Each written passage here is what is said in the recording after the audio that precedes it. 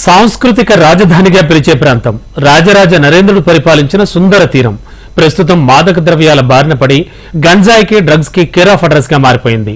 నీ అనుచరులకు గంజాయి గ్యాంగ్ తో సంబంధాలున్నాయి అంటే నీ అనుచరులు గంజాయి కేసుల్లో కీలకంగా ఉన్నారని ఒకళ్లపై ఒకళ్లు విమర్శించుకుంటున్న అభ్యర్థులు, వ్యక్తిగత విమర్శలతో దుమ్మెత్తి పోసుకుంటున్న అధికార ప్రతిపక్ష నేతలు గెలుపే లక్ష్యంగా ప్రచారంలో దూసుకెళ్తున్నారు ఇరుపక్షాల అభ్యర్థులు. వీరి దూకుడుతో రాజమండ్రిలో రాజకీయ వేడి రోజురోజుకి పెరిగిపోతోంది.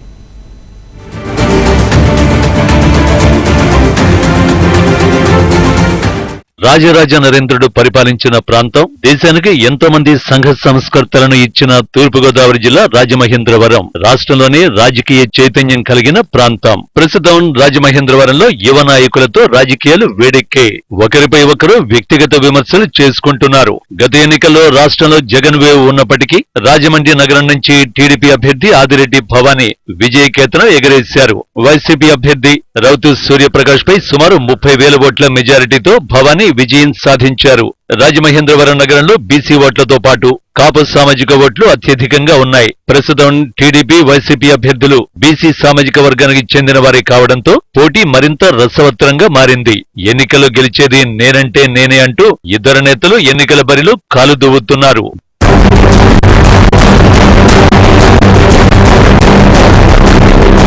బీసీ సామాజిక వర్గానికి చెందిన ప్రస్తుత ఎంపీ మార్గాని భరత్రామ్ వైసీపీ అభ్యర్థిగా రంగంలోకి దిగారు. అధికార వైసీపీ సంక్షేమ పథకాలతో పాటు అభివృద్ధిని చూపుతూ ప్రజల్లోకి వెళ్తున్నారు. ఎంపీ భరత్ గత కొన్ని సంవత్సరాల నుంచి రాజమండ్రి నగరంపై ప్రత్యేక దృష్టి పెట్టారు. పార్టీ ఇచ్చిన కార్యక్రమాలతో పాటు తన కోసం ప్రత్యేకంగా డిజైన్ చేసుకున్న కార్యక్రమాలతో నిత్యం ప్రజల్లో ఉండేందుకు ప్రయత్నం చేశారు. చాలా వరకు సక్సెస్ అయ్యారన్న టాక్ నియోజకవర్గంలో ఉంది. రాజమండ్రి రైల్వే స్టేషన్, ఎయిర్పోర్ట్ అభివృద్ధి కోసం నిధులు కేటాయించడం, కంబాల చెరువు, తాగునీటి సదుపాయాలు, మోరంపూడి ఫ్లైఓవర్, గ్లో పార్క్ తో పాటు పలు అభివృద్ధి పనుల కోసం ఎంపీ నిధుల నుంచి ఫండ్స్ కేటాయించారు. దీంతో తాను చేసిన అభివృద్ధిని చూసి నాకు ఓట్లు వేయండి అంటూ ప్రజల్లోకి వెళుతున్నారు భరత్ రామ్. అయితే తన సామాజిక వర్గంలో బలమైన క్యాడర్ ఉన్నప్పటికీ రాజకీయాల్లో రాణించాలంటే అది ఒక్కటే సరిపోదని, అన్ని వర్గాల్లో పట్టు సాధించాల్సిన అవసరం ఉందని విశ్లేషకుల అంచనా.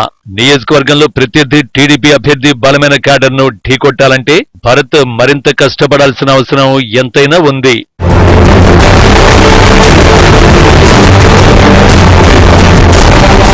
గత ఎన్నికల్లో రాష్ట్రమంతా సీఎం జగన్మోహన్ రెడ్డి వేవ్ కొనసాగుతుంటే అంతటి గాలిలో కూడా టీడీపీ అభ్యర్థిగా కింజరాపు కుటుంబం ఆడపడుచు ఎర్రన్నాయుడు కుమార్తె ఆదిరెడ్డి వారి కోడలు భవానీ విజయం సాధించారు.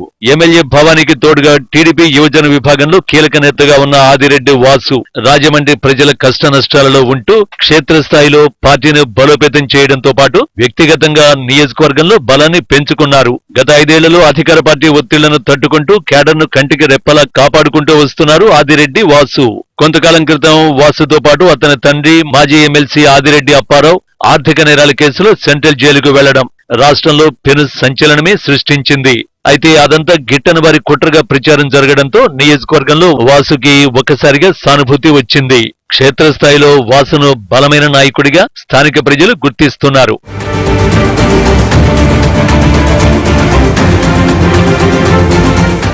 ఆదిరెడ్డి వాసు జైలు నుంచి వచ్చిన కొన్ని రోజుల తర్వాత కొన్ని కేసుల్లో టీడీపీ అధినేత చంద్రబాబు నాయుడు రాజమండ్రి సెంట్రల్ జైలుకు రిమాండ్ ఖైదీగా వచ్చారు. ఆ సమయంలో సుమారు 50 రోజుల పాటు రాజమండ్రి వేదికగానే రాష్ట్ర రాజకీయాలు నడిచాయి. కష్ట సమయంలో అధినేత కుటుంబానికి తోడుగా వాసు కీలకంగా వ్యవహరించారు. ఇలాంటి పరిస్థితులన్నీ వాసును నియోజకవర్గంలో బలమైన నాయకుడిగా మార్చాయి. రాజమండ్రిలో టీడీపీకి ఉన్న బలమైన క్యాడర్ ను కలుపుకొని వెళ్లడంలో వాసు సమర్థవంతంగా పనిచేస్తారన్న పేరుంది.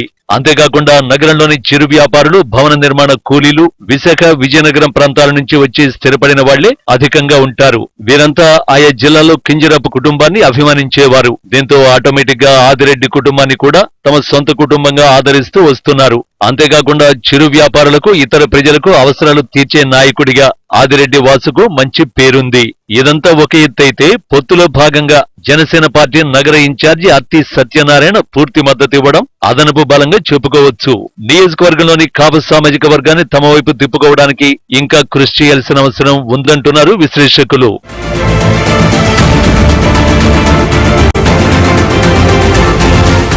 అధికార ప్రతిపక్షాల బలాబలాలు ఇలా ఉంటే నియోజకవర్గంలో నేతలు మాత్రం వ్యక్తిగత విమర్శలపై ఫోకస్ పెట్టారు. వైసీపీ శంఖారావం సభలో అభ్యర్థి భరత్ చెప్పు చూపడంతో మొదలైంది ఈ సంస్కృతి. రోజు ఏదో ఒక విమర్శలు చేసుకుంటూనే ఉన్నారు. రాజమండ్రికి గంజాయి సంస్కృతిని దిగుమతి చేసిందే మీ కార్యకర్తలు అంటూ ఎంపీ భరత్ మీడియా ఎదుట ఫోటోలు విడుదల చేశారు. దీనికి కౌంటర్ గా ఆదిరెడ్డి వాసు ఘాటుగానే స్పందించారు. గంజాయి కేసులో పట్టుబడ్డారని తెలిసిన వెంటనే నేను కార్యకర్తను పార్టీ నుంచి సస్పెండ్ చేశానని చెప్పారు వాసు. అంతటితో ఆగకుండా మీ పార్టీ కార్యకర్తలు 300 కేజీల గంజాయితో పట్టుబడితే ఏం చేశారో చెప్పాలని సవాల్ విసిరారు. నేతల సవాలు ప్రతి సవాళ్లతో రాజమండ్రి రాజకీయ వాతావరణం వేడెక్కింది.